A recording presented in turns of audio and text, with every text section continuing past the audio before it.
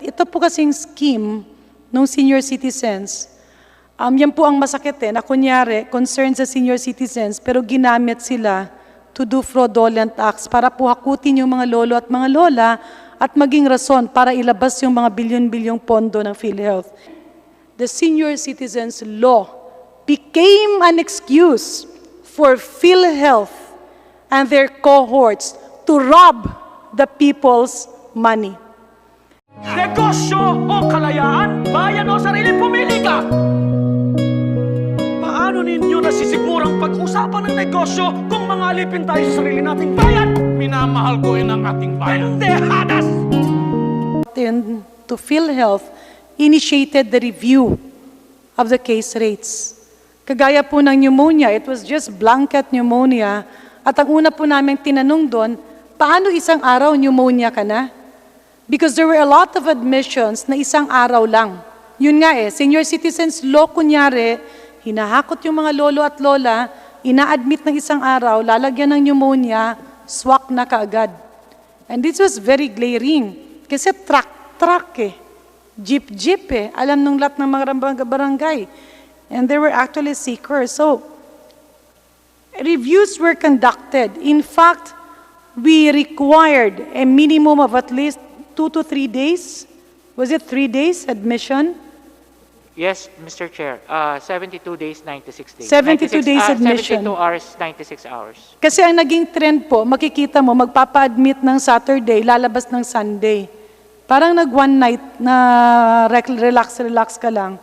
Pero yun naman, relax din yung Philhealth na uubos ang pondo.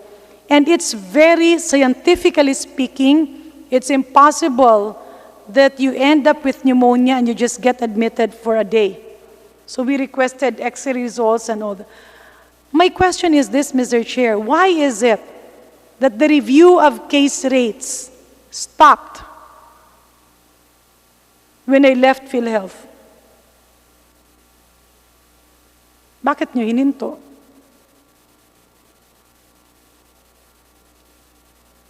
Mr. Chair, Madam Congresswoman, again, I was in corporate affairs until early 2018. So, I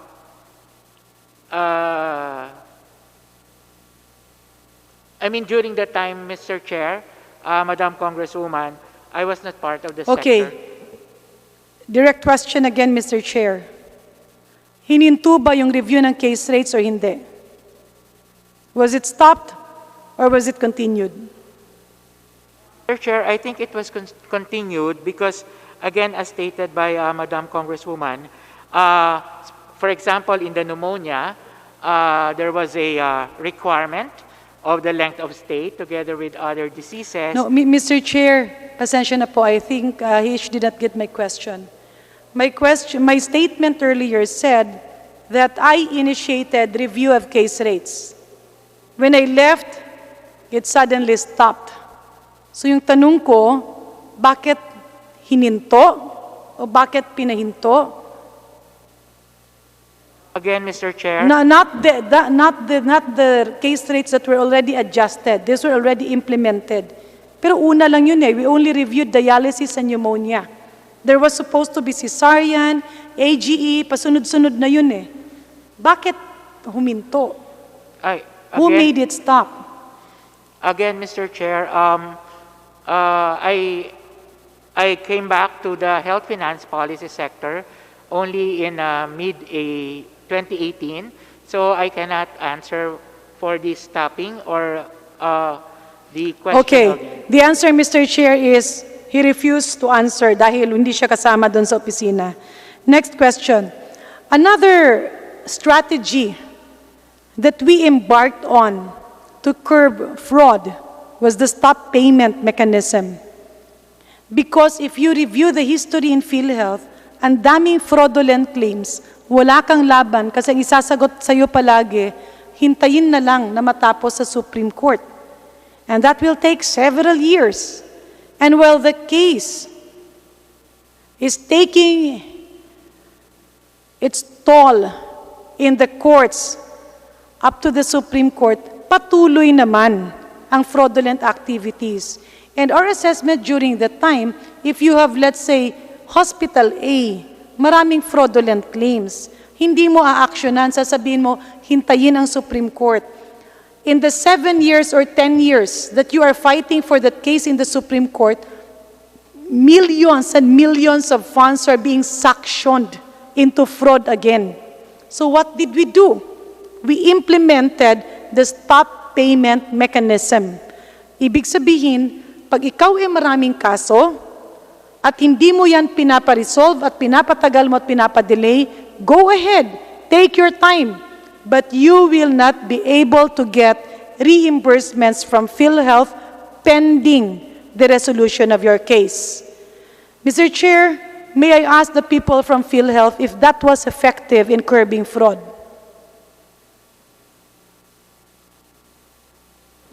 Anyone can reply?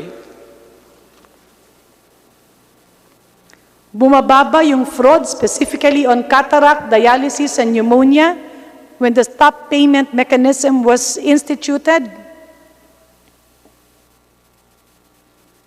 Do I take it that silence means yes? Let me move, Mr. Chair, to my next question. Who overturned the stop payment mechanism?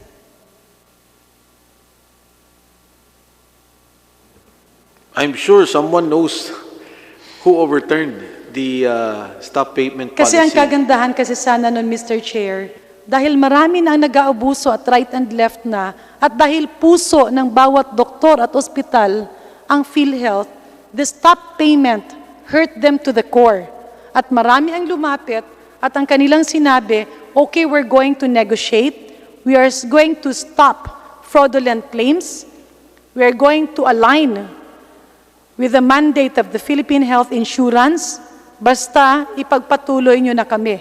And then nagkaroon ng mga settlement na kumbaga may fines, wala ng kaso, hindi na gagamitin yung mga abogado para pahirapan yung PhilHealth. And that was good. So my question is, why would you overturn something that was helping your institution? And now you start talking about reforms, about cleansing PhilHealth, pretending that you can implement universal health care? My God, that's next to impossible. How can you implement universal health care if you insist and persist to be blind and deaf to what is happening around all of you? So, Mr. Chair, may I request that PhilHealth produce documents that overturned the reforms that I initiated with huge and extreme difficulty in PhilHealth. Napakahirap po, Mr. Chair.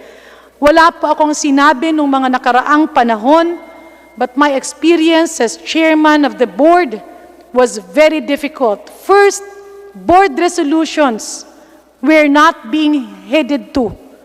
Minsan, hindi pa pinapasa, nagiging bulag-bulagan at naiipit at pilit na winawala. It is not true na takot sila sa board resolutions, just like what they are saying and pointing to in the case of the senior citizens, because our experience actually points to the fact that many of our decisions, lalong-lalo na yung mga resolution related to fraud, being approved and passed by the board, ay hindi po pinapasa.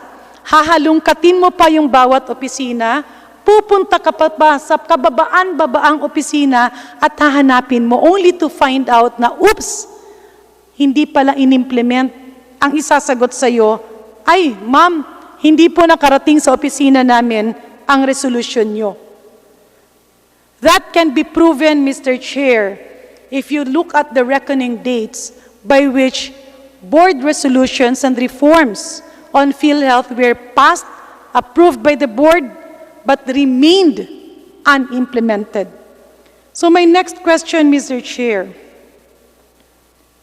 nung pong ino-audit na ang PhilHealth, right and left po na sinasabi, yung pera ng PhilHealth at yung pera daw ng senior citizens na 10.6 billion was diverted to DOH. Nagulat po ako because it's a big lie. May I inquire from Philhealth if indeed there was entry of 10.6 billion to the coffers of Philhealth?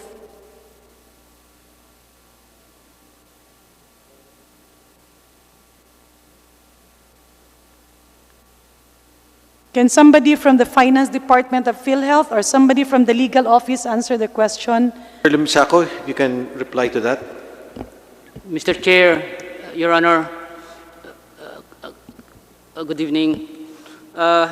Based on record of Philhealth, Your Honor, wala ho kaming natanggap na sinasabi ni Congressman Garin na 10.6 billion, Your Honor.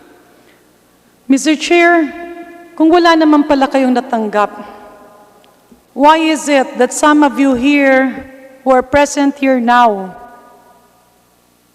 kept on pointing to a 10.6 billion fund that was diverted from PhilHealth to DOH? Bakit pilit na gumagawa kayo ng mga kasinungalingan para pagtakpan ang mga pinaggagawa ng iilan? Honorable Is- Garin, would you know in particular who came out with a statement on that? Jan Basa, I also saw Ish in many of the meetings in Senate and even here. And in fact, they had presentations to the board, explaining to the board na kaya walang pondo yung PhilHealth kasi dinivert daw sa DOH. Naniwala naman yung presidente during that time, si Dr. De La Serna, and their attention were diverted to issues that were actually non-existent. And that was why the real... I'm sorry, Dr. Vargas was quoted as saying that the 10.6... He was present in those meetings and during the times that the allegations, and I think he was the one who was always at the side of Dr. De La Serna. But it was Dr. De La Serna talking about it. The whole board was made to believe that it was inexistent, and during that time, I don't know, maybe like the people who were feeding the board wrong information ended up being promoted, Mr. Chair. Konsensya na po nila yun kung hindi nila aminin, kasi makikita nyo naman bakit yung iba dito ay nagkaroon ng mabilisan na promotion. And now some of them are senior vice presidents. Anyway, Mr. Chair, I just brought that out in the open because that is how strong the real mafia is. Kaya nilang gumawa ng kwento, kaya nilang magkunyari na may perang pumasok, kaya nilang magsabing may mga legal na basihan maski wala, at kaya nilang mag-implement ng batas maski hindi pa batas. Honorable Simply Garin, said, quick interjection. Magkano ho yung pondo ninyo for media, for PR? We all have that. I was in housing, I had that. In the other agencies, I had that. Magkano ho ang pondo ng PhilHealth sa media? For PR. Mr. Dimsiaco? Mr. Chair, Your Honor, sorry po, wala pa akong figure dito. More or less. 300 million, 500 million, 1 billion? Mas maliit ata. Your Honor? Mr. Chair. Yes. Who is talking? May I This record? is Vice President Shirley Domingo. Yes, I'm Miss- handling the Corporate Affairs Group at the moment. Yes, VP Domingo, go ahead. Yes, sir. For this year, we have around 20 million for our budget for advertisements, prints. Around 20 million po for this year. 20 million. Yes, sir. Yun lang ho ang budget nyo for advertising? Yes, sir, for this year. Last year po, magkano po? I think it will be around. I think it will be around that, but the year before that was around 70 plus million. That would be around 2 years ago, but this was brought down for several reasons. Therefore, it will be around 22 million last year and this year. Salamat po, Vice President. I Salamat. haven't, I'm sorry, sir. I haven't the exact amount now, but it will be around that. Opo, salamat po. Salamat po dun. Okay, Congressman Garin. Mr. Chair, when Dr. Ish Pargas was the spokesperson, maybe he would know how much the budget was allocated for ads. Di ba, meron ka pong TV program? You had a TV program before, you had ads and campaign. Magkano po ba yun? Mr. Chair, Madam Congresswoman, I don't remember po, but we can provide. Yeah. Kindly check if it reached around 400 million. Mr. Chair, Madam Congresswoman, we will provide for the details. Okay. 400 million, Honorable Garin? Maybe we can. He was the spokesperson. He was having Yes. these TV programs, and siguro naman yung intention is Yes. yeah, Mr. Chair, another question. Di ba kasi paulit-ulit natin naririnig walang pondo yung PhilHealth. At paulit-ulit rin kaming nananawagan. Why is it that PhilHealth is renting expensive offices in malls? Kasi matagal ko nang pinapakiusap na baka pwedeng tanggalin na lang yon para makasave tayo, yung pondo na yon, itulong na lang sa mga mahihirap. I will always say, hear a response, yes, yes, yes.